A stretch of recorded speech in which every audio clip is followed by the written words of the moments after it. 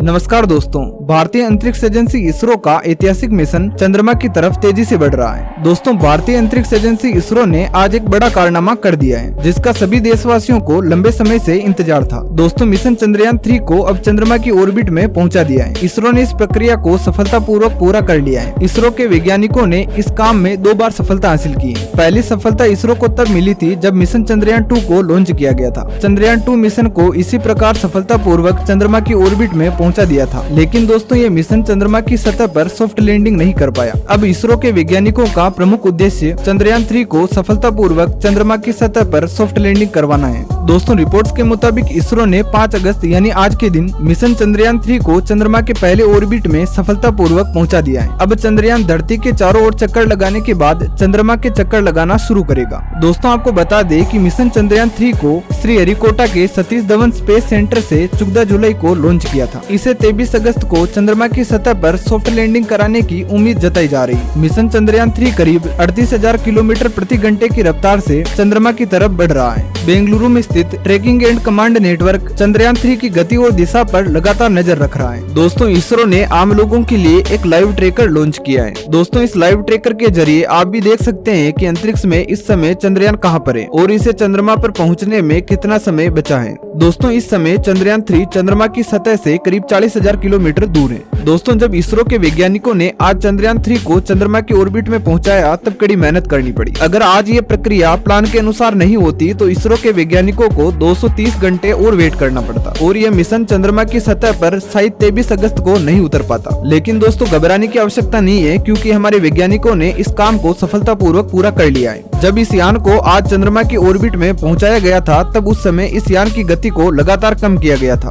दोस्तों, आपको बता दें कि मिशन चंद्रयान 3 की सफलता का एकमात्र पहलू उसकी गति है। दोस्तों, अब इस यान की गति ही निर्धारित करेगी कि यह मिशन सफल होगा या असफल, क्योंकि जब 2019 में मिशन चंद्रयान 2 को लॉन्च किया गया था, तब उसकी चंद्रमा की सतह पर सॉफ्ट लैंडिंग नहीं हो पाई थी, क्योंकि आखिरी समय में उसकी गति को कंट्रोल नहीं किया जा सका, जिसके कारण वह तेज गति से चंद्रमा की सतह से टकराया और क्रैश हो गया।